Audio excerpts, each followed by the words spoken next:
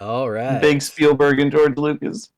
All right. Here we go. Welcome back to the Action Jack-Offs podcast talk show. I am your host, Garrett Broda, here with my co host, Lincoln Schultz. Pretty sure. Make sure you We're here. guys check out the Lincoln's YouTube channel, Lincoln Show. And also don't forget to check out the YouTube channel. These streams go up onto the next day. Brodacious G links are in the Twitch bio. Anyway, Like, comment, subscribe, my dude. yep. And don't forget to follow on Twitch just so you guys can always make sure you get the notification whenever we're going live. There's not really a set schedule, so you won't be able to catch us otherwise. But if you follow, you'll always get the notification and you'll always be able to catch us right as we start. Getting into today's topic of discussion, as we had already mentioned last week, we're going to be talking about Indiana Jones and the Raiders of the Lost Ark. Bonafide classic. Probably top 10 like favorite movies of all time.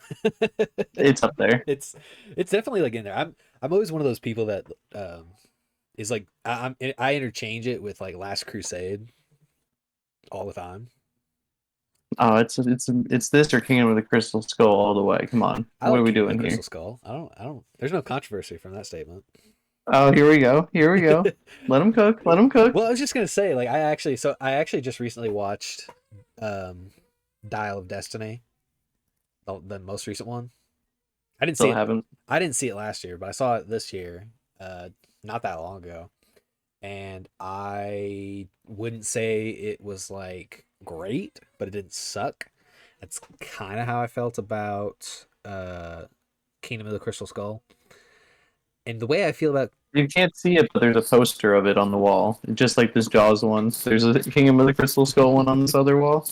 I mean, I like it. I like Crystal I Skull. wouldn't saw it in theaters. I just think the Me ending too. sucks, but I think it's a great movie.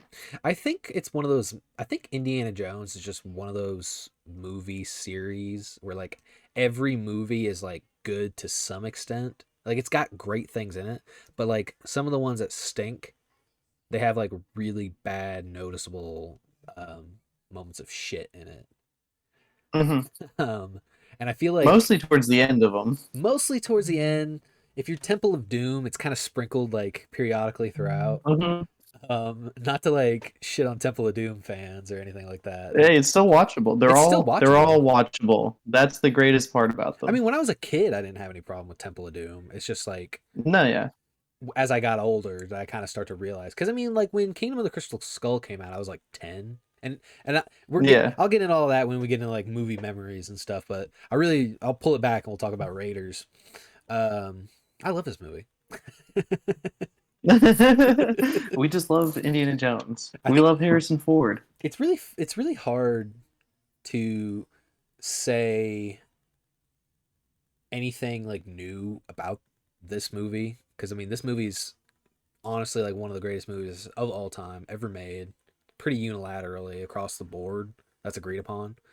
Um, it's almost like a timeless. It's almost timeless. Like there's maybe like a few things that are a little dated that I'll get into, but but for the most part, it's from start to finish one of the greatest movies ever made. And I was gonna ask you, is this okay? First and foremost, I wanted to say I think the first 13 minutes of the movie is perfect. I was gonna say the opening from just him getting the item and then it getting taken and then him getting on the plane. Yes. Yeah, that You is like fantastic. right There's a black right and white version that has no dialogue, and you still understand exactly what's happening, yes. and it's just it's cinema. It is. It's great. Um which, obviously it's you say black and white. It's obviously like inspired by like a lot of those like old serials. George Lucas was like Hmm. very heavily influenced by Buck Rogers and those old Zorro serials and Spy Big Smasher, fan. all that stuff. And and obviously Indiana Jones takes a lot from that. And like you said, like if you just take the first 13 minutes of this movie, cut all the dialogue, have it be just in black and white with the score, with the beautiful John Williams score. Oh, it's the best. And Ba-da-da-da, yeah, dun-dun-dun. I know, like just like if that if you play that in a theater, that's a serial in and of itself. That's its own movie in and of itself. Gets people going. It's provocative. Yeah, I and would you say this is probably the one of the greatest, if not the greatest, character introduction ever in a movie? Oh, of all time, he starts with a bullwhip and a stern look. Yeah, and like he's shrouded in mystery for like a good like 3 or 5 minutes, like leading into the movie. Yeah, you just see like his hands or like his brow. You see You the never see you his see the full you face. see the silhouette, the famous silhouette. Hmm. Oh, it's just gorgeous. It's We iconic. all know it's coming. It's iconic. And then the crack of the whip, and it's so funny. It's funny because I can literally only think of one other character, one other famous movie character that uses a whip. And Indiana Jones always comes to mind, but then of course the other one is one of the characters he's inspired by, which is Zorro. And then the only other one is Catwoman that I could really think of. Yeah, yeah. Like if you were gonna like stretch out and put out some Maybe feelers, Whiplash or maybe whatever from yeah, Iron Man yeah. 2. But like But just it's not a heavily utilized weapon in the field. it's so cool though, and he uses it. I love how he uses it just so frequently throughout the movie too. Hmm. I love it. I love it. The first 13 minutes of the movie, I think, is pure gold. I could probably just watch the first. Untouchable. It's untouchable. I think everything about it is great. I think uh It's heavily referenced in a bunch of stuff. tons of stuff. Chicken Little, Family The Guy. Goonies. Yeah. It's the best. Yeah, yeah. I could probably just we could probably just do an entire hour and a half podcast on the first Oh, just 13 talking about the minutes. opening. And that's how great this movie I is. remember I remember being very young and being like, why would he turn on Indy like that towards the end? Oh, that bastard. Why was he so greedy? And then he got what was coming to him. I will say this. I thought this He was needed Indy to get out of there. so that guy, um, Satipo, Satipo, Hmm. The double crosser. yeah, who accompanies Indy into the cave and such, and he dies. Now, he always right when he said he was going to throw Indy the whip, he always said, he drops the whip and he says "Adios, senor," and then he like walks out. Well, um, he, oh, man, what was I trying to say? Oh, and Uh-oh. no, no, he steps out, and then Indy, he makes the jump, and he follows him, and then he sees him. He's like dead on the other side of the wall. I always thought, ever since I was a kid, up until this most recent rewatch, I always thought Indiana Jones says to him, "Adios, estupido." But really, I was watching it with captions. He says, "Adios, Satipo." And for years, I never knew that that's what that guy's name was. You silly boy. I know. Isn't that crazy? You thought Indy would hit him with a cheap insult like that? I That's not thought the guy. That's not the cloth from which he was cut. I thought he was being a smartass. And it turns out, no, he was just saying the guy's name. And that just always like stuck with me, especially after this most recent rewatch. I was like, that's so crazy. I've seen this movie like I don't know how many times. This is probably the first time I watched it with It had to captions. be 100. Yeah, yeah. Because like I said, I've probably seen it 100 times. The first one for sure. for sure, I watched. I really got into the first trilogy right before Kingdom of the Crystal Skull came out. So I had probably and I did as well. I had like one of those. I'll get into again movie memories and such. It's kind of like a Hey, we precursor. could just get into I was it. gonna say that's kind of We like could just start with this. movie Well, memories. I was gonna say this is kind of like a This precursor is to the that. perfect one to start because this is the perfect one to start I with have so that many memories with category. this movie. Because that's what I was saying. It's hard not to just go ahead and hit all the bases with that. Well, basically, I was just gonna say like I had a 3-disc Indiana Jones box set with all three of the original trilogy movies, and I watched them. I watched every single one of those movies so much. You know when you watch a DVD so many times that It's all like scratched it's all up. scratched up. Like I broke the brakes off of the Indiana Jones Hmm. movies, Oh yeah. especially Raiders, because Raiders I thought was Uh-huh. so cool. It's, it's so good. All of them. Temple of Doom, Crusade, and I would literally just like sit at home during the summer. This was the summer leading up to Crystal Skull. Can't remember when Crystal Skull came out. Let me see if I can give you more of like a. It had to be 2009 or 10, I think. Maybe earlier. Let I'm me going to guess see here. 2008. I'm gonna. Lock it It in. was definitely. It was obviously 2008. But I'm trying to remember like the exact release date. Kingdom of the Crystal Skull. It was May 20th. Okay, so it was not the summer leading up to it. It was the spring leading into it. And uh yeah, I broke the brakes off of all three of the discs watching Raiders, Temple of Doom, Last Crusade, and I would just like set up like movie nights for myself and my dad and my brothers, and we would just watch it. And first time I watched all three of them, we watched it like back to back to back, and then and if I didn't have time enough in the night to watch all three of them because of like school and homework and stuff, I would just settle for watching like one movie a night all throughout the week. Um, and I just became obsessed. I became obsessed with these movies.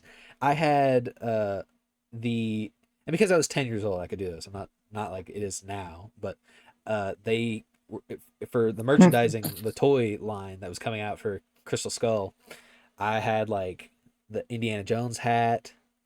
I had like this whip that was like it was like a toy whip. It was only like 3 feet long. Um, Was and it the little, like, was it the fabric one yeah, it was the that fabric. had, like, noises and stuff? Yeah, yeah. Yeah, yeah, I had the exact same one. Like, Dude, the that shit. handle was hard plastic, but Yeah, then the whip was, the yeah, whip was yeah, like yeah. I had the fabric, and exact same it one. had you press a button and it would like Yeah. do the sounds. Uh-huh. Did dun dun dun dun dun dun dun. Yeah. Yeah, I know exact. I had the exact same one. Yeah, that thing was awesome. Um, That's so funny. but yeah, So hilariously similar. I love it. But But when I was really little, we watched Star Wars, right. and then it wasn't the right before because it was like right when I was like, all right, I think I'm done with Indiana Jones. My parents were like, did you hear? There's a new one coming out. Because I was like really little watching Star Wars and Jurassic Park and shit. Yeah. And then they were just like, "Did you know Harrison Ford has these other movies?" And I was like, He's "Huh?" in other It probably, movies. for real, I think it was Chicken Little. Whenever Chicken Little came out, there's a scene where they actually show like real The life yeah, Indiana the Jones, footage, yeah. the shot where Like and I before, was like, "What's that? yeah, I remember what you're talking about. Why is Han Solo in this other movie?" They were like, it's And then him. it's him, and we went to Blockbuster, and I think we were like, all right, well, Empire Strike Back slaps, and then we'll get this other Harrison Ford movie, and just quickly, Yeah. was just like, oh, this is a whole different world. And then I remember being obsessed with the law, like the Covenant, the Oh Ark yeah. of the Covenant, Yeah.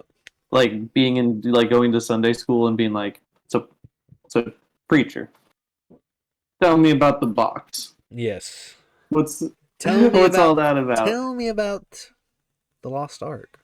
Where is it? Tell me about the Lost Ark. Yeah, yeah. Where is it? Is it real? Is this just a thing that's in a movie? And he's like, oh well, if you do your studies, you'll find out all the secrets. That's if you pray really Uh, hard. but if you pray really hard. But I remember being really into this in Star Wars around the same time, and then being like, all right, I might be into Blade or some of these Marvel stuffs now. And then they were like, oh, new Indiana Jones is coming out. It was Uh, probably right around The Dark Knight, around oh that time. yeah, yeah, because So Dark Knight came out in 2008. Yeah. yeah, or Iron Man. I was starting to get into that stuff, Yeah.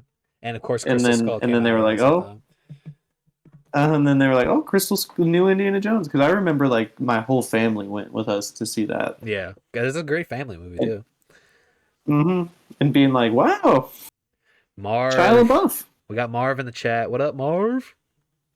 Marv, Marv.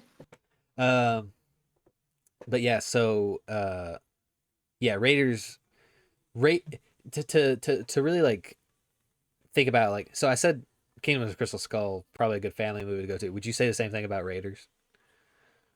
Oh yeah.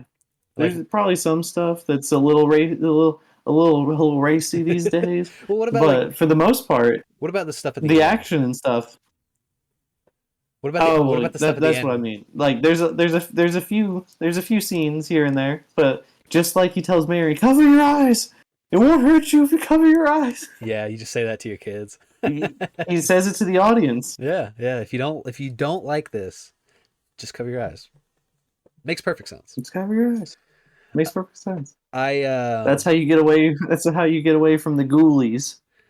Yeah, it's funny too that obviously so with and we'll talk about this again whenever we do Temple of Doom in the future. Um but Temple of Doom is the reason the PG-13 rating was invented. That and Gremlins. And Gremlins, yeah. Um but Because what the hell? yeah, but Raiders is PG, which is funny because it Yeah, and other than the scene at the very end, I think it's because the heart scene is in Temple of Doom is like right in the middle. yeah. Well, also, I mean, like if you You think can get about it, away with something I a mean, little bit closer to the end, I feel like. yeah, because I mean, like PG movies back in the day, you could like get away with a lot, and but Jaws is PG up there. It yeah. says it. But I mean, Raiders in like the first like we talked about already, in like the first 13 minutes, you've got like decaying men hanging off of spikes in the walls, still Ah, fresh. You have ah, Satopo, Alfred Molina. let the kids play. Yeah, just let them have their fun, Let the kids see. and they're like cursing like all throughout the movie, and he's like saying like holy shit and Hey, bastards and son of a bitch hey, and all that shit. trust me.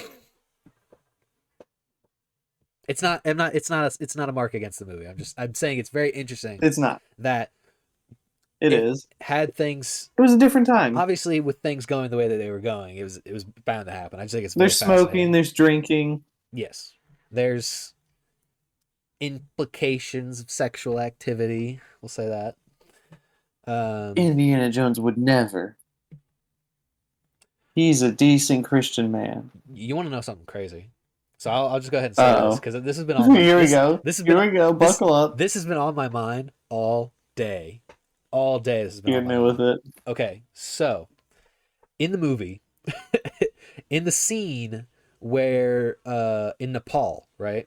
When Indiana Jones is at Mm-hmm. Marion's bar, they're having an argument because obviously Indiana Jones and Marion used to be a couple. They used to hang out or whatever, Uh-huh. and he had left. He had left her, and they're talking about her dad, Abner, and Indiana. He was an archaeologist that Indiana Jones was mentoring under. Um, but they had a falling out 10 years prior, and then Indiana Jones left. Now, during their argument, Here we go. she says, "I haven't seen you in like 10 years," and it's indicated that they had a romantic relationship. During the argument, she says, "I was a child. I was in love, and it wasn't fair," basically. And Indiana Jones is basically like, "Look, I did what I did. I can't take it back. I'm sorry." So that got me thinking. I was like, what does she mean there? And this is another one of those things, like I mentioned earlier, like up until this rewatch, I never put two and two together. So I started doing research into it, Oh yeah. and come to She was find, supposed to be like 15, you're supposed to be like 25 or something, yeah, right? Marion and Yeah. Jones, when they first met, she was like 15 or 16, and he was like mid 20s, Yeah. and they had like a fling, is what it's described.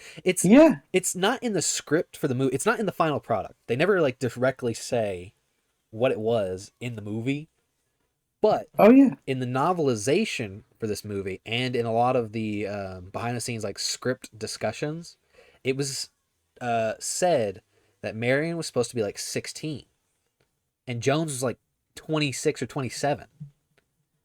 Hey, it was a different time, buddy. But that's what it's so No, it's weird. It's one of those that's things. crazy. Yeah, I've noticed it a while ago, but it's one of those things where you're just like, it's one of those things where George Lucas has all these ideas, and somebody had to be like, "All right, how about you? Let's calm down. That's what's Let's even let's pull the crazier. reins back." That's what's even crazier. according to It was lore, supposed to be, yeah, it was supposed to be even more. she was supposed to be like 11. Yeah. George Lucas was like, no, let's make her And they were just 11. like, George, and they were just like, George, you're not, well, I didn't know we were talking to R.R. Martin. Come on, Exactly. let's get Lucas back. Steven Spielberg was like, no, we're not doing that. No. It's She's like, got to this is why you didn't direct the other two Star Wars movies, George. exactly. He was like, she's got to be a lot older at least. Come on. And I just think that's so crazy because obviously this is written by George Lucas, who, you know, made it to where like Anakin was like 10 years younger than Padme, and then he grew up and they got together. So like he's no Well, strict. there were only like 4 in that one. He was like 10, and it's Oh, just she's only 14 in that one, or yeah, something but like she's that. But it's played still by weird. It's still she's still weird. played by Natalie Portman. Uh huh. So it's just odd because it's like, It's hey, he was just reading a lot of A Song of Ice and Fire, you know. and what's even crazier is that so it's just funny to me to think that it totally just like implodes a lot of my perspective about this character because Oh yeah, he's rough and gruff. swashbuckling heroic archaeologist professor Indiana Jones is probably had sex with a minor. Yeah. It's never outright said in any of And my meanwhile, research. in real life, Harrison Ford and Carrie Fisher are having a real life affair Yeah. with a much longer age gap. Ugh. I believe she was 18, but he was 33. Yeah, it's fucking weird. They were all about it. These Hollywood elitists, let me tell you. It's so odd. And again, like it's never like outright stated that they had intercourse when she was a minor. It's just in all my research, it's only described as a fling. So maybe it was just like a romantic fling. It's just a strange thing to throw in. It's so weird. Like in a movie about, you know, finding lost idols and the power of God trapped in a box and Nazis, they throw in this weird Lolita type shit. And they're just like, man, I don't want to root for the Nazis, but this guy's not that great either. It's definitely strange. It's definitely the strangest. I honest to God believe it is probably the biggest thing I don't like about Raiders of the Lost Ark. If there was anything I don't like about it's that, and that's pretty much it. It's like going back and watching any of the Nickelodeon shows, and you're just like, I can't turn it off. I know, with all like the Dan Schneider stuff, it ruins everything. It like, just ruins everything. It's crazy. It's crazy. I can't understand how that got as far as it did with that implication. But which then leads to a crazy diner fight. Yeah. Oh, that fight scene is really hey, I'm not trying to step on the categories. This was the scene that I would pause and rewind the most. Yeah. I was like, I love seeing these guys get set on fire. Yeah. No, that's good. You know, the guy I was just all about it. The guy who plays the mechanic, the big beefy mechanic during the airplane scene that fights Indiana Jones is the big German. Yeah, he's one of the guys in that scene too, in the bar scene. Oh, is he? He's just dressed up all differently. Little dual role right there. Yeah, he's wearing a big Sherpa. That's how you come in on budget there, guy. Yeah, pretty much. Which I found really funny because that was kind of like one of the big things about this movie is that Steven Spielberg was like always going over schedule, over budget, and in order for Paramount, George had to talk him into it. George had to like talk him in. George wanted Philip Kaufman to be the director, but he was busy working on something else. And so George goes and vacations in Hawaii. He invites Steven Spielberg because I guess they were friends. And during their buddies, they were their school buddies. During their stay in Hawaii, he was like, "Hey, will you direct this movie for me?" And that's basically how they kind of like got together. And it's actually like honestly like the pre-production hell that Raiders of the Lost Ark went through is pretty much a because of that hell that they went through, it pretty much ensured the existence of Star Wars, which is really funny. Um, because Raiders was conceptualized by George Lucas right after he finished American Graffiti in 1973. Um, but then he couldn't get the movie off the ground. He couldn't get the movie off the ground because one of the other projects that he wanted to work on was he was trying to do his own adaptation of Flash Gordon, They said and no. they said no. They told him to fuck off, and he was like, you know what? Fuck the establishment. I'm gonna make my I'm own gonna make my space own. opera. I So got my own space opera in the so books. he made Star Wars, and he makes Star Wars. And then I think it's funny, like it's a cruel twist of fate that, of course, in 1980, somebody would make an adaptation of Flash Gordon anyway. Um, with, And it's with bad. yeah, It's bad. with what's his name, Sam. Why am I forgetting his name? I met the guy that plays You can Flash do it. Gordon in real life. You can do it. I should look it up. But because of all that, and Philip Kaufman having his own like prior engagements, I think that's what eventually led Sam Jones, that's his name. That's what led our boy George Lucas to go ahead and go back to Star Wars and do The Empire Strikes Back. Incredible. Which through that movie he met through Empire Strikes Back is where he met Lawrence Kasdan. And One of the great writers. Lawrence Kasdan, who would then also go on to do Return of the Jedi, would get hired on by George Lucas to help write the screenplay for Raiders. Because the thing about George It's great. Lucas is Love his work. he's great, and I'm glad he came on along with Philip Kaufman, who helped do like some of the story elements. Um, and of course Spielberg, you know, he put in his own 2 cents. A lot of the George Lucas is one of those guys. He has like so many ideas that if there weren't several buffers in place, the Yeah, most that's what I meant. the He most had to, somebody had to hold the reins. exactly like the most crazy batshit stuff would make it to the screen. And I'm just glad that you had guys like Lawrence Kasdan and Kaufman and Spielberg, just kind of like there to help like rein it in or switch things up. Because from what I remember, George Lucas was like his concept for Indiana Jones as a character was going to be something along the lines of a like a karate practitioner playboy. What a different movie that would have What a been. completely different movie. And what's so funny is guys like Spielberg came in. Spielberg was like, "No, don't do that. Let's make him an alcoholic." Yeah, And then let's make him drink heavy. Cosden was like, "Guys, shut the fuck up. He's a teacher. He's a professor. Like, let's focus on the academic, and then have like the He's all adventure about come second." he's all about the arts. Exactly. Oh, by the way, Pat Roach is the name of the guy that plays the mechanic and the giant Sherpa. He played Yes, in that dual, another dual role. big old guy. He's a great guy. That's I love that scene. I'll get to that scene in a minute. Um, Another dual role that I just wanted to briefly talk about is Vic Tablian. He played the guy in the beginning that Indiana Jones whips the gun from. And he plays the Monkey Man. Yeah, the guy with the eye patch. Love love it. Yeah, I love that monkey. it's great. Love it. Probably one of the first probably one of the earliest scenes I remember with a capuchin monkey.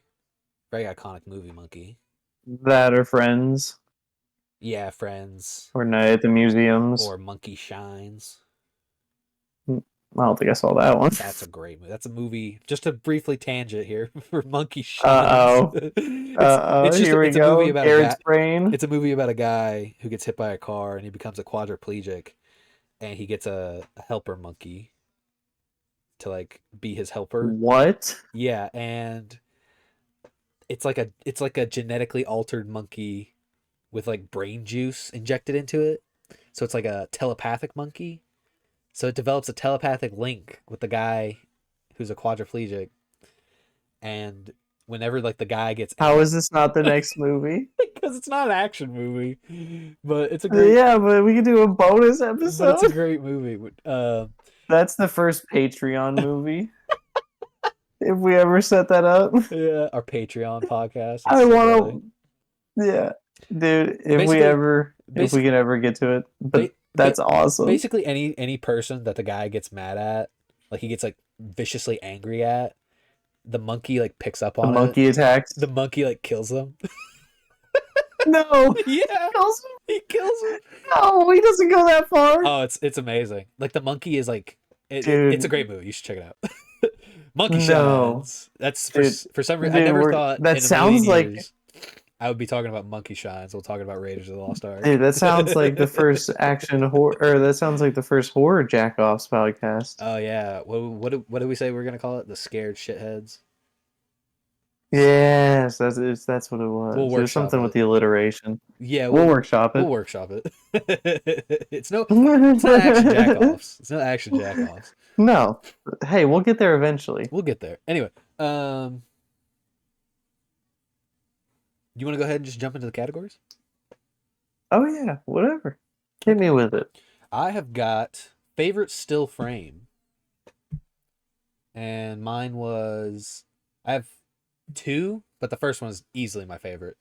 Um, in the beginning, I already talked about how much I love the first 13 minutes. At 7 minutes and 30 seconds is the iconic shot of Indiana Jones standing in front of the idol, the golden idol. And I love that. I love that frame because I mean it's just like so. It's like to me it's like the epitome of what Indiana Jones is. You know, to me it's literally just everything that you need to know about Indiana Jones you can gather from that one shot. Adventure, grizzled man, always going after some really myth, yeah, like Mythology. some just mysterious artifact.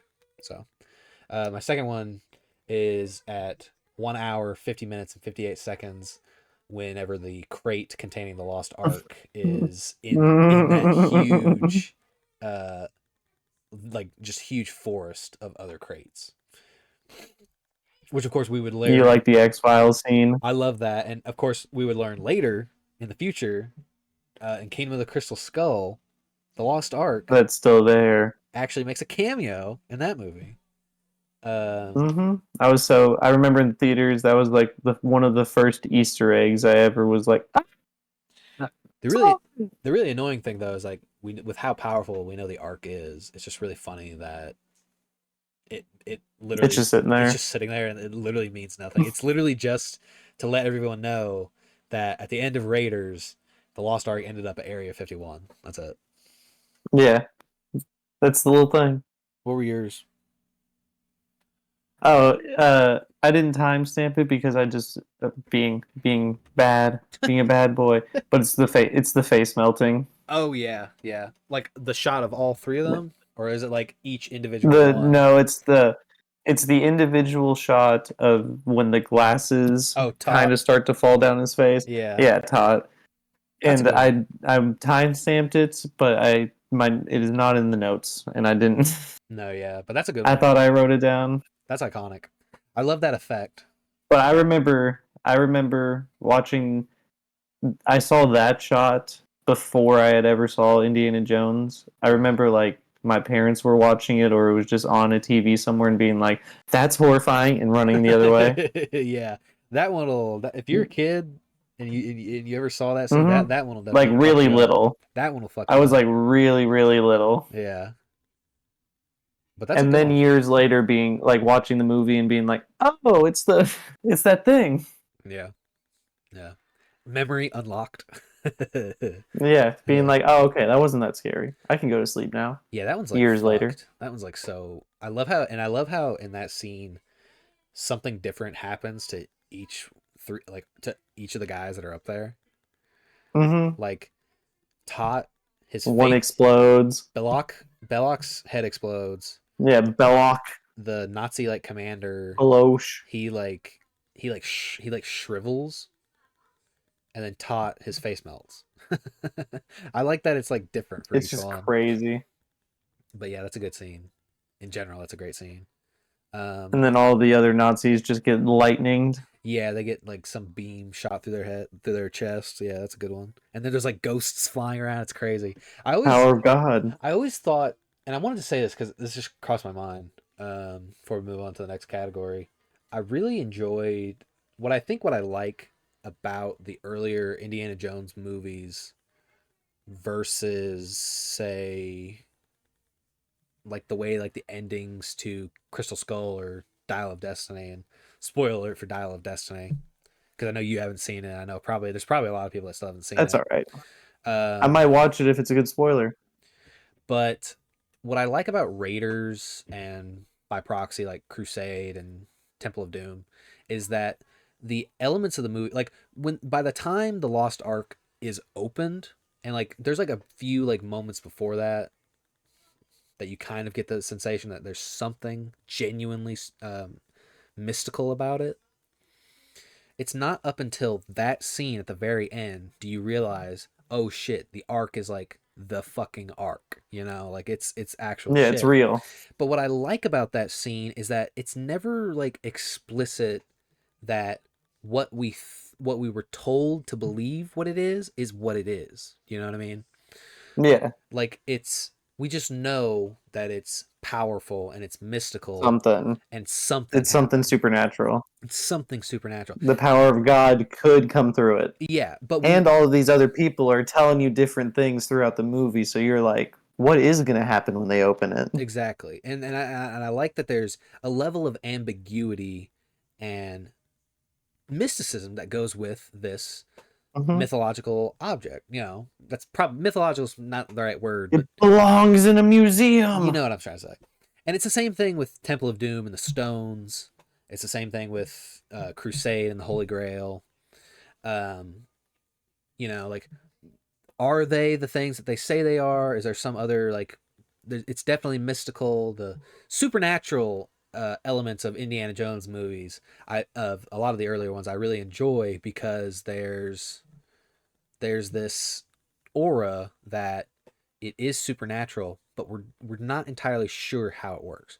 With Crystal Skull and Dial of Destiny, it's this concept of this is this does this equals this, and now you're just left with a lot of questions, but like not the right questions. Like, oh, the Crystal Skull is a fucking alien skull that like warps that lets you mind control people, but is also magnetic, and it actually And you belonged need to a fucking old extra dimensional creature that came that you down. need 10 of to equal 1. Yeah, and it does like the knowledge of the universe, and it had a fucking spaceship, and it took off, and it's just like, okay, that's too much, you know. Yeah. That's going too far in one direction. You could have had it just be a little bit more ambiguous, and I think the effect that the Lost Ark has in Raiders would have carried over in Crystal Skull. And it's the same thing with Dial of Destiny. Dial of Destiny goes too far in the direction of making the artifact of the movie and the ending of the movie cross the boundary of ambiguity in that it explicitly makes it so that there's no question about what's happening, and that what's happening is a possibility, and that it's just insane. So just briefly explain what I'm talking about. Dial of Destiny is about the artifact called the Antikythera, which was believed to be a dial, like a compass, that was created by the ancient Roman inventor Archimedes. And it's supposed to be a dial that mathematically figures out where there are wormholes in time, basically. That's the dumbest shit I've ever And the ending of the movie is like, again, for some reason, Dial of Destiny goes back to Nazis, Because you can't. Because I They're the guess greatest movie villain you can't. I I, I don't It's know. part of Indiana It's Jones. part of Indiana Jones's We history. tried the Russians. It didn't work out too well. We tried the Indians, didn't work out too well. We tried the Russians, didn't work out too well. For some reason, they feel like the only villain in an Indiana Jones movie to make good Indiana Jones movie has to be Nazis. But It has to. they get on this plane, the to go back in time. They were trying to go back in time to World War II so they could like take over or whatever their fucking idea was. And they miscalculate, and the wormhole that they go through takes them back to ancient Rome. So now, Hell so yeah. now Indiana Jones is in ancient Rome, and eventually he like talks to Archimedes himself, No. and then they time travel back to 1969. So it's just like it's too I think I'm much. gonna have to watch this movie. You have to.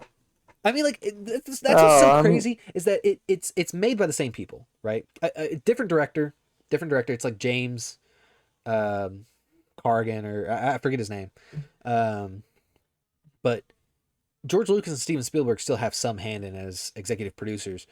So there's elements of it that embody Indiana Jones as a concept and as a movie, but by the end of the movie, it is just it has jumped the shark over the fucking moon. Um, I love it. but what Raiders does so well is it's able to hold it down to such a level of believability up until a lot of the crazy supernatural stuff happens. But even when that happens, we're still in a realm of understanding, okay, this happened and it's incredible. I Anyway, love it. anyway. I love the rants. Um That's what I'm here for. moving on to our Clip that. put that. I say clip it. Oh, clip that. Yeah, clip that shit. Mm.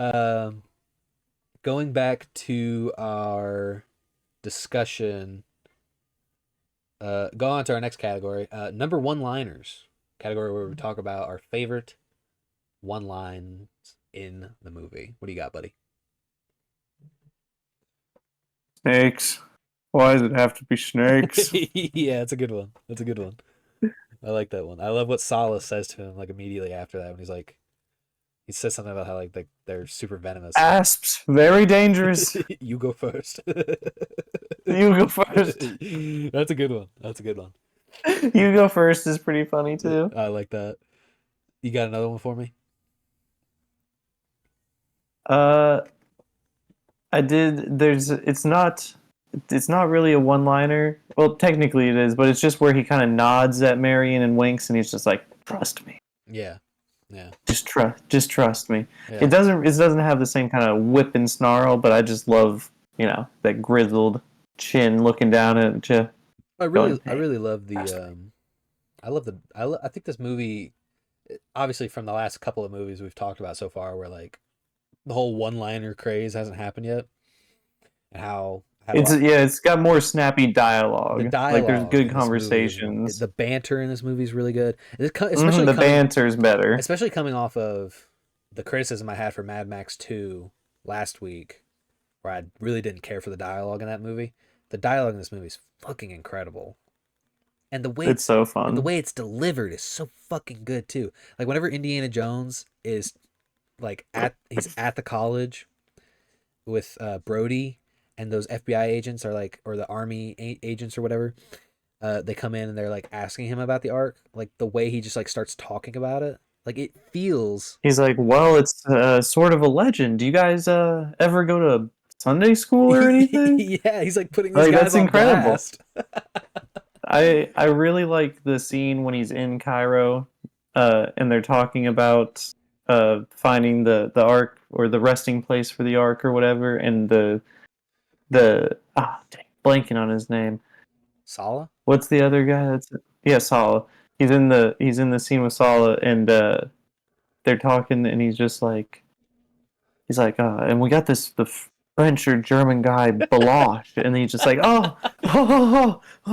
Belloc, It's Belloc. Belloc, I and love I just that. like, I never got that when I was younger. I was like, oh, he's laughing about how he's mispronouncing his Yeah, name. they call him Balosh. Balosh. They call him Balosh. He's great. That guy. I love him. That is He's in a John Rhys Davies as Sala. That dude's yeah. fucking I love hilarious. him. He's in Dial of He's in a Destiny bunch too. of stuff. Is he? He comes back in I Dial of think Destiny. he's really funny with Sean Connery in Dude, the Last oh, Crusade. dude, he's so funny. When they're both together and He's they're both just cracking jokes on the tank, I was like, this slaps. dude, I love how, and I love like little moments like that in movies, but especially in this movie. There's no reason to have like that scene, that set of dialogue in the movie, but it's just in there, and I think that's so It's just in funny. there. It's so funny. I also It's love just so natural. I, It's better. to tie this back into number one liners. I didn't write this one down as my a favorite line or anything, but I love that scene where Indy and Sala are talking to that really old guy who's like transcribing the words on the medallion so they can try and find where the lost ark They is don't hidden. have the back. Yeah, they don't have the back. The Nazis don't have the back, but they have the whole medallion. And I just love how when Indiana like throws that like date in the air and he's like gonna like catch it in his mouth, and then like Solid just like reaches up and grabs it, and they both Bad dates. he goes bad bad dates, and they look at the dead Bad monkey on the dates. floor. It's just with the with the fan Oh, swirling. I love it. That's a great scene too. That Um, should have been my still shot as the dead monkey with the date in its hand with this fan. that was a great shot. The imagery in this movie is fucking killer. Honestly, there's every other scene could probably be a great still frame. Whenever they're not on a set and they're in like the desert or they're in the jungle, it just looks so good. It looks great. It looks fucking insane. Um, One of my number one liners that I got here was when Indiana Jones is in the uh, diner or bar or whatever with Balak right after Marion's supposed death. He says, "You want to talk to God? Let's go see him together. I've got nothing better to do." and then he and That's then he pretty good. and then he That's reach pretty good. and then he reaches for his gun, and like every dude in the building like whips out a gun. That was a good scene. And then the children come in and save them. Oh, I know. It's so good. I was thinking about that, and I was like, did Sala just like knowingly send all nine of his kids into a Uh-huh. room He did. filled with gun wielders? Sala was sitting there going, Indy's in trouble. What do I do? And he just looked on the couch and he went, Kids. get to work. It's so funny. My I other one. also like I also like this the line where Balak and him are sitting there, and he's just like, it's a telephone for talking to God. Yeah, And you're yeah. just like, all right, dude, all right. Which is why the line hits harder when Indy gets serious. He's like, you want to talk to God? Let's go see him together. I love Let's go that. see him. I love Balak as a character. I think I'm just a sucker He's in it for for. his own reasons. I know. I think I'm just a suck, and it's honestly interesting because I don't think there's like any other character like this in the Indiana Jones movies. He's an archaeologist. He's a renowned archaeologist, but he does it by way of like disingenuous means, and he's like a scumbag, and he does it for like the profit. But he's also like really obsessed with the history of the artifact, the same way Indiana Jones is. Do you want to know a little headcanon that I have? Sure. That this character, because Star Wars and Spielberg and George Lucas's universe are always intertwined, that this French archaeologist is related to the character in uh, Encounters of the Third Kind, the French archaeologist translator dude in that movie Oh, okay. Yeah, who helps with the sound and everything. I see it. Just because they're all so connected. I see it. Did you have another one liner? I did not. I've got two more. All Um, right, hit me with them. the other one is this one is not by Indy. One's actually by Tot. Whenever Tot enters the um, tent that Balak and Marion are drinking in, Oh, with the with hanger. the hanger, he says right This is before one he of my whips out the favorite. hanger, he goes, "All you Americans are the same, overdressing for the wrong occasions." And I was just like, damn, that's such a cold line for such a dumb, After lame he ass just took off like character. 4 jackets, Yeah, yeah.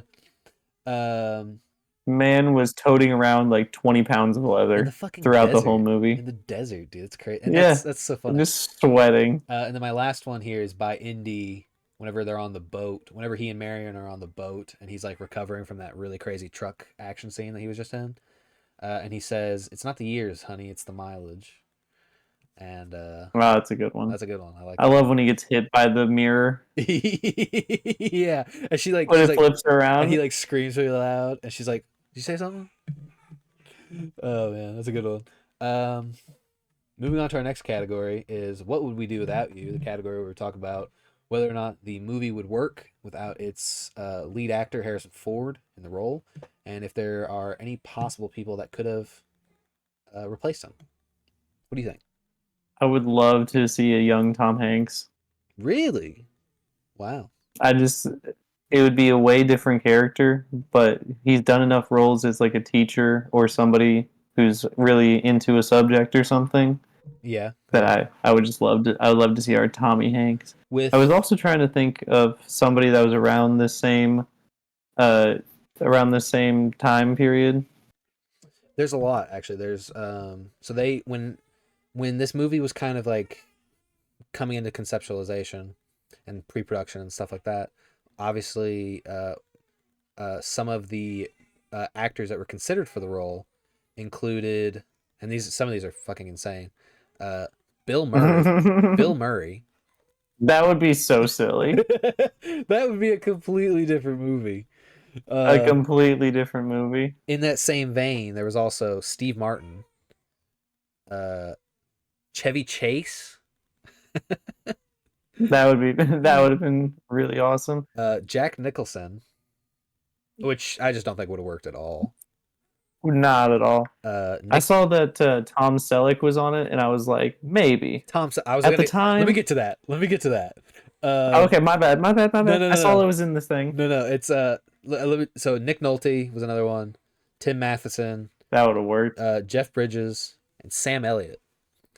Um, Sam Elliott, actually, Oh, probably the not would have big been that bad. mustache, Yeah, the silver fox. but but like you mentioned, Tom Selleck was the guy that was up for the role because George Lucas really wanted a guy who was not very well known. He didn't want to cast a very well known actor in the role. He loved doing that. And so he went with Tom Selleck. He was going to go with Tom Selleck. However, as the story goes, if you're familiar, I'm sure you are. Um, Tom Selleck was at the time. This is 1980, right? So the time frame was basically Tom Selleck had just entered into a contract with CBS for Magnum PI, Hmm. and Magnum PI, its pilot, I don't even think it had aired yet. The pilot for the show hadn't even aired yet.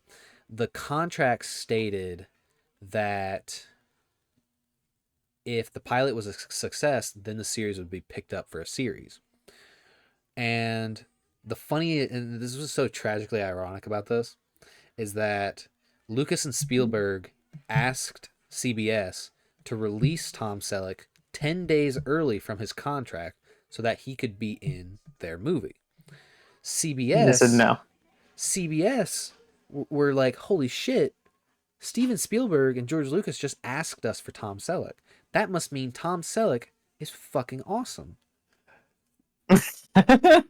So they were like, so what they did was they greenlit Magnum PI for a series, essentially forcing Tom Selleck to do the show instead of being able to go and do the movie.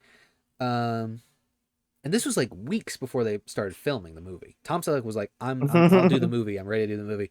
But I'm your guy. CBS was like, "Hey, you're contractually obligated to do our series." So Tom Selleck had to drop out of the film. Um, but this is where the tragically ironic part comes in. In 1980, there was a very famous and public actors strike that put the Magnum PI show on hiatus for 3 months, which would have allowed Selleck to start as Indiana Jones. Coulda, shoulda, woulda. I know it's probably. Would have been a whole. It would have been a crazy movie, but I'm glad that we got our Indy. I'm glad we got Harrison Ford. I This like. is one of the rare ones that I don't think. I really don't think it could have been anybody else. I think Tom Selleck probably could have done it, but I'm a Tom Selleck fan. I like Tom Selleck. Um, I also like Tom Selleck. again, I will Great advocate. mustache. I will advocate for Quigley Down Under. For those of you that haven't seen Quigley Down Under, probably my favorite Tom Selleck movie. But it was honestly, Your it's pulls today are crazy. dude. I'm just like I'm reaching You're out just into the pulling names out of nether. a hat. I'm reaching into the nether for all this shit. You're pulling out everything that nobody's ever heard of. Monkey shines and Quigley Down Under. Dude, put those in the description. Oh yeah, I know. But I agree. I mean, Harrison Ford. It's at a point now, 5 movies into this franchise. Harrison Ford has like done such a great job, and it's one of those things too. Like in just Raiders, I think Harrison Ford does do a great job. You know, he's convincing as For sure. this guy. He's convincing as the this guy He that's looks like really he's been around the knowledgeable. block or two. I think what I like about Harrison Ford in this role is that he does a really good job of making Indiana Jones seem fallible. You know, like he makes him seem like, yeah, he's an uber badass, but he's also kind of a fucking dweeb. You know, He gets beat up a little bit. like it's like not only that, but he's like he's scared of snakes. He's like a nerd for archaeology, which obviously that's his job. So like, of course he would be. I think, but I like that. I like that he's also just like kind of a dork. Yeah, he's um, kind of a loser who is also a badass. who's also badass. That's probably one of like the earliest examples I can think of with an uber badass that's also kind of a dork. Um, It's a great movie. When he's wearing the glasses and the professor outfit, and it, you're just like, it's this guy. it's convincing. It's convincing. I love when he's just It like works. I love he looks like an actual professor carrying around like his fucking maps and his other like shit. Um, he's great. He's great. Moving on to our next category, we've got cutting room floor category where we talk about deleted scenes or scenes we wish had gone on a little bit longer. I'll just briefly mention. I'll try not to make like this a habit, but I feel like I can't help but mention with every movie that we've talked about so far, there's at least it always comes down to like the movie was a much longer cut at one point during post production, and then It always is. it always gets cut down to like something shorter. Oh, it's so fascinating to me because the original cut of this movie was like 3 hours long, and then it got cut to like 2 hours, and then it got cut again to like an hour and like 50 minutes. I just think that's so Hey, I think fascinating. it's perfect. It's a perfect runtime for a movie like this. Oh yeah, Right under two. perfect, perfect. I agree. But to get more specific about scenes that were cut, you've probably got the same one as I do. But I would have actually enjoyed. I feel like it would have really fucked up the pacing of the scene, but I still would have wanted to see what it would have ultimately looked like. The scene where Indiana Jones fights the swordsman. Yeah, and they had the whole scene planned out, and then he shoots Yeah. him because he had dysentery. Yeah. So the story goes that the swordsman, the guy that plays the swordsman, Terry Richards, stuntman Terry Richards, spent weeks practicing his sword fighting for a very long fight scene with Indy that, due to a very random and unfortunate event where pretty much most of the staff got dysentery due to some food poisoning, and Harrison Ford felt like such shit, and they were in like Tucson. I forgot where the location was, where they shot a lot of the scenes for Cairo. Um, but Indiana Jones felt like Harrison Ford felt like such shit. He was just like, and they kept trying to do this one scene, and the way that the scene was supposed to start is Indiana Jones whips the sword out of Terry Richards' hands, but they kept doing that part of the scene like over and over and over again, and apparently it just got to a point where Harrison Ford didn't feel good enough to do it. He wasn't having. It was just taking too long. They were doing like 40 takes or something trying to get this scene down, and eventually Harrison Ford was just like, "What if I just shoot him?" And Wouldn't it be funny? and then Steven Spielberg was like, "Oh, that sounds rad." Just shoot him. So that's how that But scene came. luckily, we still got to end up having the big fight where Yes. he's with the at the tarmac. We Yes. still ended up getting a big fight. They just kind of did it later. They kind of just did it later, yeah. I liked, but like I said, I think if they had included the entirety of that scene, it probably would have Oh, been I better. would have been I would have been excited I would have been excited, but looking back on it, I wonder if it would have messed up the pacing for, because that was like a pretty like if they high just would have paced cut it scene. anyways. Yeah, I mean, who knows? Who knows? I mean, they do shit like that all the time. Like I said, there's like an hour of this movie that's like missing or something. But did you have any for cutting room floor? That was the one I was gonna That's say. yeah, I Is that figured. would That's like the big famous one. because it's not even it's the big famous one because not only is it's not even a deleted scene. It's like they deleted it before they even finished it. Yeah. It's even funnier too because it's probably one of the most iconic scenes in the movie. Uh-huh. It was one of those where I was like thought it was the funniest thing ever as a kid, and then later in life learned that they like there was a behind the scenes reason that that happened, Like it was which I love when there's it's I almost love when entirely I find stuff like accidental. that out. Yeah. And it's even referenced in Temple Uh-huh. of Doom at the end of Temple of Doom. Uh Mm-hmm. where like there's two swordsmen and like Yeah. Indy's like And real he reaches for his gun. it's not there. Yeah, I love it. That was great. That's just like I love when a movie's like self-referential like that. Um It's a good callback. moving on to best explosion.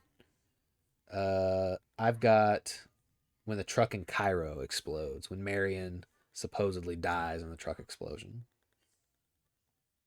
I had when the the jetliner bomber thing explodes on the Mm-hmm. tarmac That's a good one and too. we see it the fire spread from to building and it just keeps going Yeah, that's a good one. I and like the fire spreading. I was like, oh, they were just like buy us gallons and gallons and truckloads of gasoline. We have an idea. That's a good one. Yeah, I love We're that whole getting our scene. money's worth here. I love that whole scene. Yeah, the fight. I love when I'll get Family into Guy that references it with the that one. chicken. Yeah, yeah. Uh, that's just how influential that movie is. I mean, obviously, Family Guy talks about everything, but that's a really great scene to reference. My other uh honorable mention for best explosion was when Belloq's head explodes at the end of the movie. it's it's not Classic. yeah. I love he's got his hands on it and it just goes. He's like ah. I love it. I love how his hands go because it's just like It, silly putty or like whatever yeah, like material his hands are that they weird like crafted. rubber. Yeah, so it just that jelly stuff. I love it. Um, getting into best stunt. What do you got for best stunt? I think you and might have the same one. When the I had the fight in Nepal, Oh, all of the okay. fire, Yeah, all that's a of the good one. guys that are on fire, the getting shot, the fights that they're doing, the all of the shooting and going around corners and flipping tables. I just love, like I was saying, like I would watch that scene. I was like, this looks like they're actually dying, like That's they're yeah. actually in a bar fight. The That's actual building's burning down. that's really I good. just love that scene. I actually yeah, that's there's a lot of good stunt work in that. Um, Did you have the truck? I had the truck stunt. Yeah, I had when Indiana Yeah, I know you Jones did. You love flips out. it. That's a good one. That's a good one. That's a really good. They plan I that know, one and out, we've hey, and they people we've got hurt. and it's been referenced. Yeah, people really got hurt. It Yep. looks crazy, and we've seen it redone 100 million times. Yep. Um, yeah, I mean that's pretty accurate. Um, I love that scene. I love how that whole like sequence plays out. To kind of like skip ahead when I get into like best action sequence, the whole truck chase sequence is my favorite. Um, How long does it last? Did you write it down? oh, I didn't last. It's right It has to after be like 13 minutes. it's right after the airplane sequence Mm-hmm. happens, and then I love the transition where like he's in the tent and Sala finds him and he's like, "Hey, they're loading the ark onto a truck," And then I love how frustrated Indiana gets because because I because in his head he's like they were gonna use the airplane. I just went through all that shit, getting my ass beat, blowing up the airplane. And I love when Sala tells him And about the now we got to truck, drive. and he fucking grabs his napkin. He's like, "What truck?" But That's a great one. And they got another plan.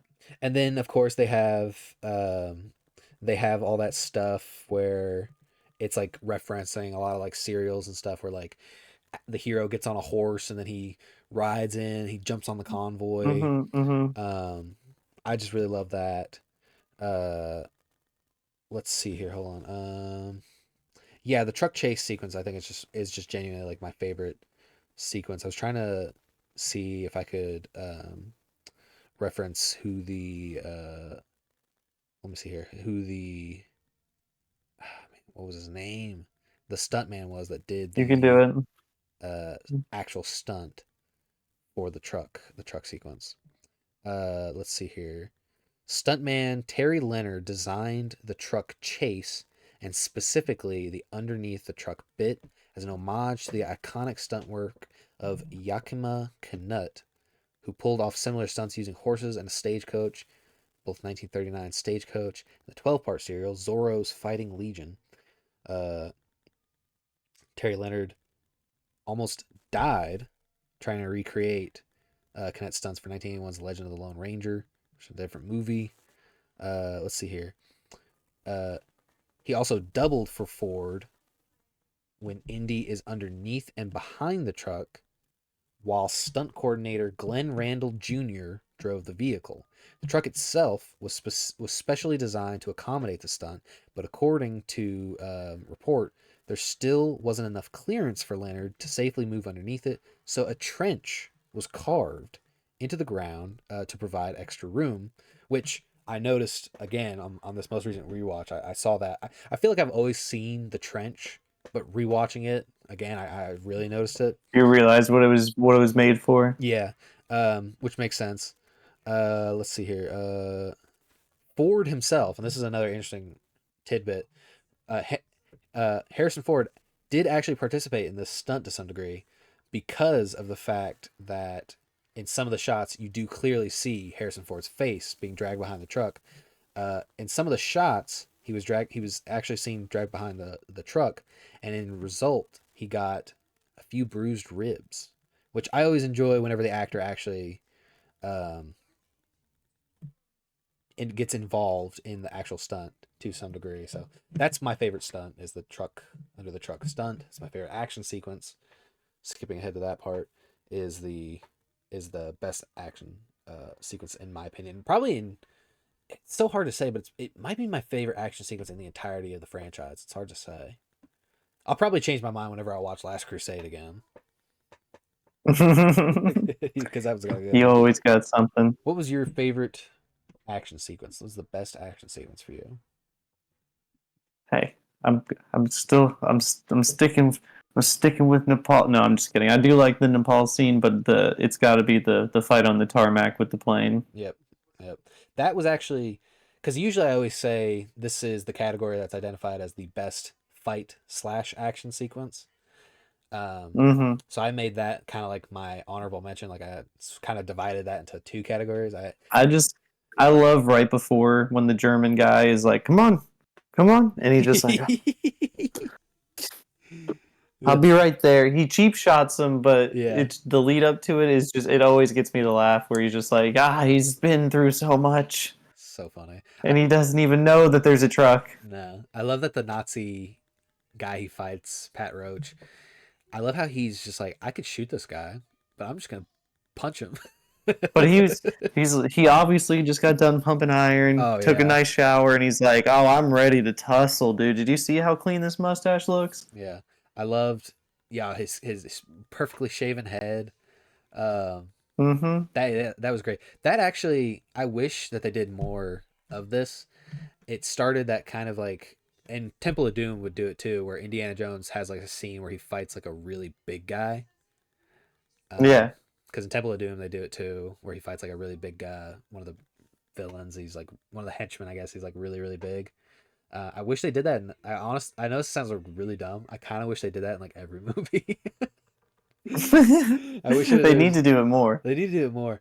Like Every he always has like some every movie needs a David and Goliath fight exactly, and I think it works really well, especially in this movie. I think it's the best it's ever been done. because he's just a scrappy guy. I think what I love the most about that action sequence is, and just obviously like the fight, but like the whole sequence in general, is that it's just like all this shit coming down and just like suffocating Indy. Like he starts getting into a fight with this big German guy, and he can't anywhere he tries to go. He's either about to run into the propeller, or that pilot was gonna shoot him, and then Or this guy's gonna kick his ass. or this guy's gonna kick his ass. So he's under so much pressure constantly, and now he has to worry about getting Marion out of the plane because it's about to blow up. And it was just like this cascading effect that I think really worked super well. It's just Within that beautiful. scene, yeah, it's such beautiful storytelling, um, in just those moments, and that scene alone also helped me realize one of the things I really love about John Williams' score, the Raiders March score, the iconic theme. Is I love the iconic theme, but I also love those moments where like the iconic theme starts playing, and then it has like those like very abrupt like interruption tones, like tunes. Like I'm not a musician guy, so I don't know what you would call them, but I love how it's like da da da da da da. Like right as like you think Indiana Jones is about to do something cool, but then like something comes from off screen and like stops him in his tracks. It's like da, It da. just abruptly disrupts it. Yeah, Yeah. I love that. But then like it gets like triumphant It's like he's whenever not out of it yet. it's the same thing with like the score John Williams does in Jaws, where something is happening. Like when Indiana Jones is triumphant, the whole tune plays out. But then like when he's doing hmm something, but then like something stops him in his tracks, the music reflects that, and I just really love that. That whole scene is fucking beautiful. The sound design and everything is so great. Like I Oh, specifically know exactly how the whip sounds, how the gunshots how the sound, punches sound how like people fall in. Yeah, how the punches sound yeah, that shit's awesome. whenever he steps on the trap door at the beginning Mm-hmm. Yep.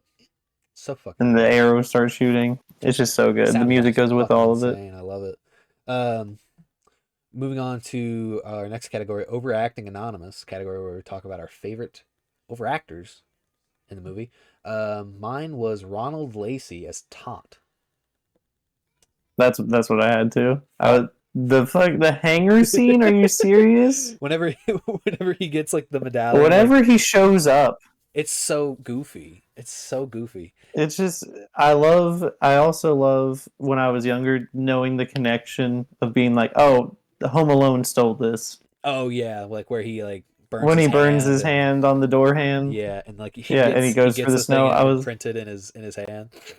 uh-huh. Yeah, I remember because Home it's so Alone every crazy. Christmas and then being young watching this being like, "Oh, they stole this." Up until you just said that, I never would have thought about that. That's so funny. Hey, that's what I'm here to do is make the connections you don't. Because in Home Alone 2 is when you see like the Yeah, imprint. he's like puts his hand up and he's like, "You remember me?" Yeah, I'm sure it's in Home Alone 1 again, but that Uh-huh. that's a really Home Alone's when the scene that's such happens a where he rubs that's his hand in yeah. the The Home Alone's where the scene happens, but in Home Alone 2 it still Mhm. carries over. Like Mhm. he still has it. He Um, still does the second reference. yeah, um, yeah. Tot is really funny. I also just loved. I don't know. He's just such a funny side character. Um, cause Yeah, because he's not the main villain. He's like the he's tertiary he's villain. so smarmy. hmm I think it's so funny. I think it's so funny. I love whenever his accent is really good. The actor just does like a really good job of making him super dweeby, but also a little threatened. There's like a hint of threatening in there. Like when he first meets Marion for the first time, and he's just like, "Hello, Fraulein," and you're just like, "Ooh, you fucking creep, get away from Ugh, me." Fräulein. But yeah, no, he's great. Yuck. Zock. Oh yeah, and obviously his face gets melted, and his reaction to that was really great. He's got some good screams in the movie. He was my honorable mention was going to be John Rhys Davies as Sala. Just because he's a really Yeah, he's just a really he's got goofy, funny he's character. just corny. like like whenever he gets like really excited, You he starts. first. Whenever he gets really excited, he starts like singing. Mm-hmm. I am the monarch of the Yeah, sea. yeah. Right after Marion gives him the peck on the cheek, and then he goes and he just kisses the other guy. Oh, so funny. Yeah, no, that's great. He's great. But I love him enough as a character where I was like, Yeah, I'll he gets away he with gets a it. pass. He gets a pass. Plus, I really actually genuinely like his relationship with Indiana Jones. I genuinely believe they're friends. Um, Mm-hmm. so that's works. Um, Up next we have Spotlight Cameo category where we talk about our favorite cameos in the movies. I've got two. What do you have any? I didn't really have anything for this one. I didn't really. I was like, I don't really Shoot. count any of these. You might Yeah, not you might not what you count got? mine. What you You might got? not count mine, but I'm gonna go ahead and say it. What Alf, you got? Alfred Molina as Satipo in the beginning of the movie. This is Alfred Molina's first theatrical appearance. And Alfred Molina, we all know as Dr. Octopus from Spider-Man 2. Oh, see, I didn't even catch that one. Yeah. Yep. See, you got me. That's probably I love him. my favorite one He's because so that's see, never even noticed that. that's so funny. I notice that See, every time. you got me. Yeah, that's my favorite one. And it's funny because Alfred Molina is like pretty famous for playing he's British, but he's like pretty famous for playing Mm-hmm. like Hispanic or other like ethnic or Latino characters. The guy he's playing in this is Peruvian. Um, Really good in Species. yeah, and it's just funny. Like there's this other podcast show called Caravan of Garbage, and they were talking about Alfred Molina, and they were like, his name he's a British guy, and his name ends in a vowel, so he can play like Spanish people.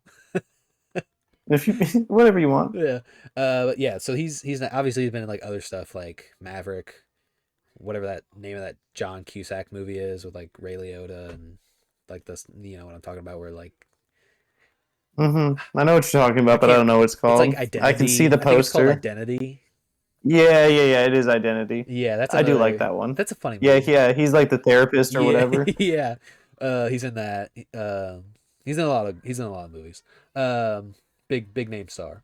Anyway, my second one that I'll give to you. You can take credit for this one. Is William Hootkins, who plays Major Eaton in the movie. He was one of the two government agents to talk to Indiana Jones towards the beginning of the movie and at the very end of the movie. He played Porkins in New Hope. Oh, here we go, dude. That's the Yeah, one. yeah. That's the one. The sandwich lightsaber guy. I love it. And he also played Fuck Eckert. Orkins, dude. He also played Detective Eckert in 1989 Batman. Um, Oh, we got so he was a Orkins got around. yeah he was a big 70s 80s actor. Died in 2005, but uh, he also Rest in peace, he, he Porkins. also stuck out to me because like as soon He as went like down with the Death Star. he did, but he also gave the Lost Ark to top men. So That's what he does. that's what he does. And then our last category here is before I get to the last category, I had a small tidbit about your favorite action sequence on the tarmac that I wish I had remembered while we were talking about it, but I'll go ahead and mention it here. During that scene where the airplane is just going around in circles and it's out of control, um, that was a real airplane, obviously. Uh, Obviously. and during one of the shots, the out of control airplane actually ran over Harrison Ford's knee, tearing a ligament. And he was never the same. Gimpy from then on. What's even funnier about that is that it's said that because of the heat of the location that they were in, that the rubber in the tires was actually like a lot softer, and had it been under like normal temperature conditions, it would have broken Harrison Ford's knee. Isn't that crazy? Oh, awesome. I had no idea. That's so funny. I didn't know that either. That just popped up in my research. And I didn't get a chance to do like They had all kinds of crazy accidents. oh no, I didn't get a chance to do like my like crazy in depth research, but I kind of like this format we got going on right here. Um, but that like stuck out to me, and I had to write that down. But our last category here is second comers, category where we talk about our favorite actors that are outside of um, the lead actor or even the co-star, which is I haven't even mentioned her, um, the woman that plays Marion, Carrie, Sarah. You can. So bad at this. Karen Allen, excuse me. Yeah, it's Karen Allen, who also plays the mom in Sandlot, which is where I know her from, and I love her so much. She also makes a cameo in Dial of Destiny. Oh, does she? Yeah. Dial of Destiny is either gonna like uber piss you off or you might like it. Okay, I'll but give it a try. but anyway, second comers. Who's your favorite? Who's your second comer here? Oh, you gotta go. You gotta go with Paul Freeman. Oh my god, you read my fucking mind. It's either him or Sala. Yeah, yeah. I mean, I gave a lot of But praise to Sala. I love Paul Freeman's performance where he believes what he's saying and he wants the arc for whatever his nefarious own purposes. But it's just so funny that he's like, I have to work with the Nazis. It's the only way I can get After this. this, It's the only, and I don't agree with them. I'm French, you see. yeah. But But but I really like the arc and I want to talk to God. yeah, yeah, yeah. I like him too. And I love that I like the idea of a bad guy that just thwarts you at every turn. He gets the idol from you at the beginning. Yep. He's trying to get the arc from you. He's just such a compelling bad guy Yeah. compared to the next few bad guys we would get. Let's see if we can briefly chart every like leg up he gets, every W he gets over Indy throughout the movie up until He gets at he least dies. 5. He like in the first 13 minutes he steals the idol from Indy because he was able to like coerce the local tribe into Mm-hmm. working for him. First W. Second First of many. second W is when he gets to the dig site. If you want to say like directly, it's probably like whenever Marion supposedly dies, and Balak is in that like diner bar or whatever, like all those like And the people kids are have to in, save and the him. kids have to save him. Balak was like The literally about to second kill him. W. That's the I'll second give a W. second W. That's the second W. The next W was when Indy finds the Ark and he's about to get away with it, and then And they trap him they in trap him. the Temple of Souls, Yep, the Well of Souls. the Well of Souls. That's third W, and it's just one of those. And I think that's it in terms of like no. And then his fourth No, W, he steals the Ark when back. he steals the Ark, when Indy steals the Ark back, and then Balak gets on that Nazi like U-boat, and they like storm Yeah, and they steal it from the ship. they pirate that ship, and they get the Ark back. Fourth W, no wait, fourth W right there, and then Yeah, his fifth W was when Indy threatened to blow up the Ark with that rocket launcher, and then he was just like, okay, do it. and he called his He bluff, called his bluff because he was and he like, ate the fly. and he, oh my god, I'm so glad he mentioned the fly. Oh my god, He just ate the fly on camera. people talk about that all the time, and it's so fucking funny that Paul Freeman. This is why Paul Freeman is the second comer. He was in the middle of delivering a monologue, This is why. and this fly just randomly on film flew into his mouth, and they kept the take, and he still, without skipping a beat, finished delivering his lines with a fucking fly in his mouth. Yeah, he just ate it like a man. Like a fucking man. I love it. I love it. I love it. I love it. Um, it's fucking great. Uh, but yeah. And then of course like it all comes crashing down. What was that? 5 Ws? Did we say Yeah, I called it 5. 5 Ws over the hero throughout the whole movie, and then Of course he dies at the end of the movie, but it's really funny One because L, it's 5 dubs five of one dubs of L. one L. Yo, I think this is like the most cracked a Indiana Jones villain has ever been in the story. Well, working by themselves, pretty much. With Most of these L's, he just kind of handed it to him. Oh man, it was great, great. And the final L, Indiana Jones had nothing to do with it. Nothing Nothing at is all. because his W's backfired on him. It's so funny. Um, that's it for So what second. happens when you win too much? Yeah, you forget what it's like to lose. Um, You're too cocky. uh, but we already got into movie memories. Do you have any other significant memories about Raiders? Just going to the theaters to see Kingdom of the Crystal Skull was pretty up there, and then a few years ago I got to see Raiders in theaters, and it Ah, was just a packed. It was just a packed house of people who had seen it 100 times, I would love to do cheering, that. I would love to do that with cheering Raiders. for every scene. Um, It was the 40th anniversary, so it had to 2021. yeah. Fuck, man, that's crazy.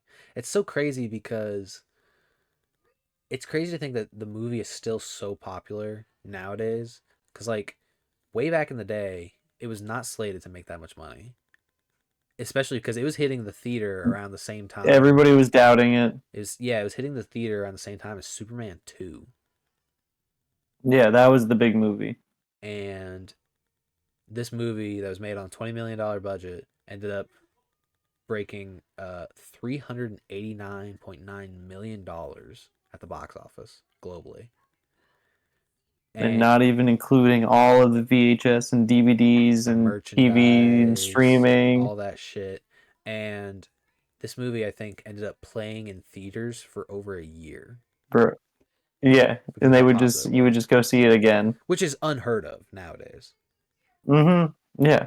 But Other than like when the Force Awakens came out, it was like one of the longest ones since, and then like Avatar. yeah, But other than that, you don't really see it. no. And another interesting tidbit about this movie I think is really fascinating is that this is another one of those examples of George Lucas and company, I guess, um, coming up with a title for a movie that would then later be turned into another title.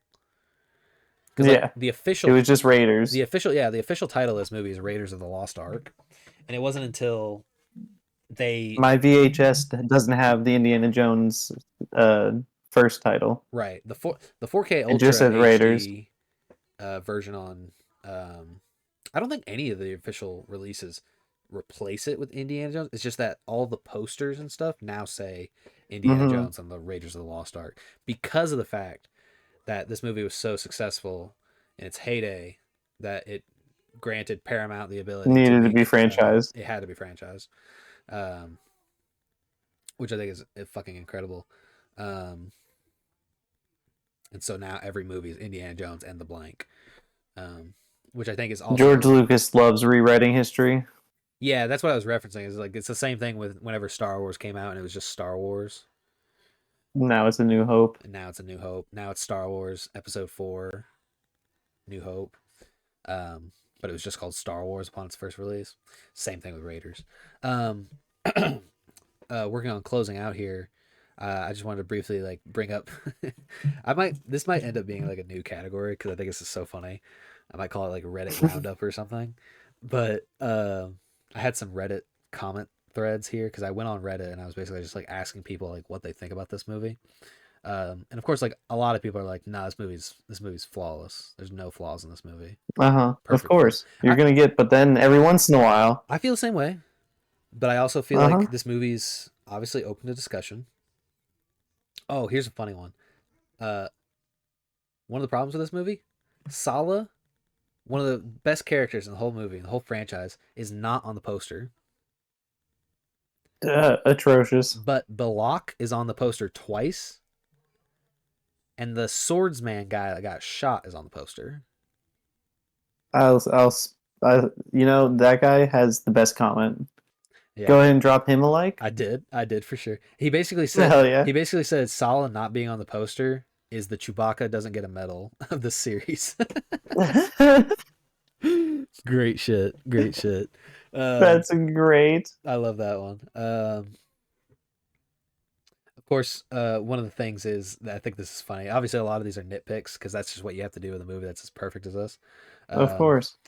Someone said, I don't know how plausible it is that Indy can ride outside the submarine from the boat to the island for as long as he did. Um, because we have to assume that the submarine never submerged. Yeah. Unless he just swam there. Because and then somebody commented to that and actually gave like a lot of historical context to that. They said that the submarine could submerge, but if they did, they would have to resort to battery power rather than diesel engines. Given that at the time of Raiders, they weren't at war or trying to hide from anyone, chances are they wouldn't. It wasn't until World War II that German subs added snorkels so they could run diesel engines underwater. And the movie takes place in like 1936, That's incredible. so it's like I know I in that it kind of it's works. in that vein. Like you could kind of take some liberties with whether or not, because the movie does take liberties with some of the historical elements. Cause like, for instance, in like a lot of the map scenes, I noticed this. Some of the lands and country names are like their modern names and not whatever their names would have been for 1936. Oh, I see. Like there's this like during one of the sequences where Indy is flying to like when for instance when he's flying to Nepal to find Marion, he passes over Thailand. But Oh, which didn't exist. Thailand wasn't Thailand until 1946. Thailand used to be Mm-hmm. called Siam or Siam. So if it had been around Indy's time, that's what it would have been. It's funny little stuff like that. Um, and then of course I already mentioned the really disgusting element of how Indiana Jones was dating a minor when he was a full blown I adult. spit.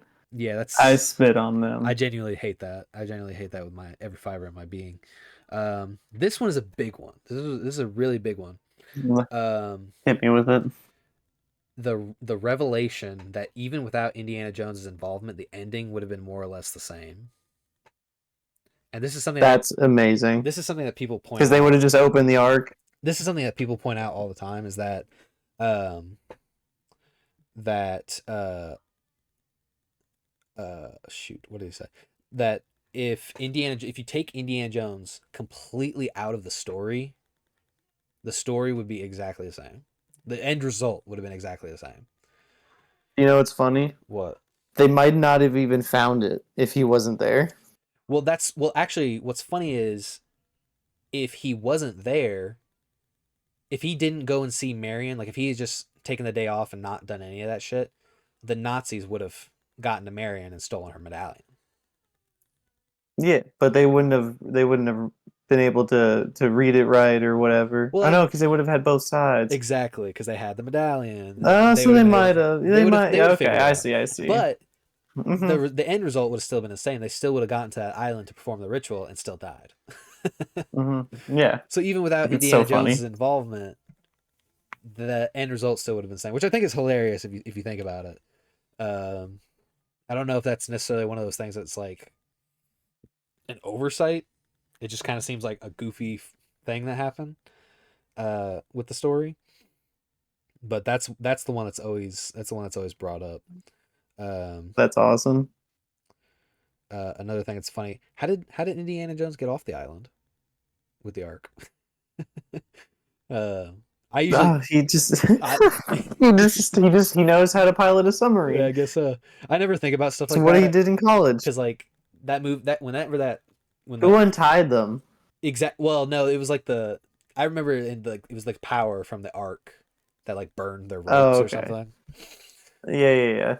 Um, but that's just like one of those things. I don't even ever think about that because it's just like the movie's almost over, and like you see the shit with the Ark, and you're not even thinking about how crazy all this other shit is. Um, but yeah, I mean that's pretty much the gist of it. That last one was um, kind of the bread and butter. Um, but yeah, I like it. I think that's the main gist of everything I have to say about Raiders. Love it. Love it. Love the movie. Can't wait for in the It's future a great movie. whenever we end up talking about this is gonna be so fun. In the future, I want there to be like a month, like we do a special month where each week of the 4 weeks of that month we just do the rest of the Indiana Jones movies back to Oh, I'm back to so okay back. with it. I would love to do it. We should totally do that. That'd be so fun. We'll do a few more movies and then do that. No, no, let's do it. We'll just do it whenever it feels right. But I think that'd be so fun. Whatever feels right. I Um, would love it. that'd be I so love fun. Indy. I love these movies. I would love to pick apart all of them. Did we decide what we're doing for next week, or maybe not next week? Cause I'll Uh, I'll still be at the beach. It'll we'll just probably take a week hiatus it'll and we'll decide. it'll probably be a week hiatus, and then we'll do two the week after that to make up for it. There we go. Um, but we'll take that time. I am going to be out of town.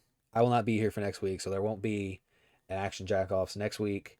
But we'll probably try to make up with it with two uh, episodes the week after that. Um, and in that time, I will announce what the next movie will be.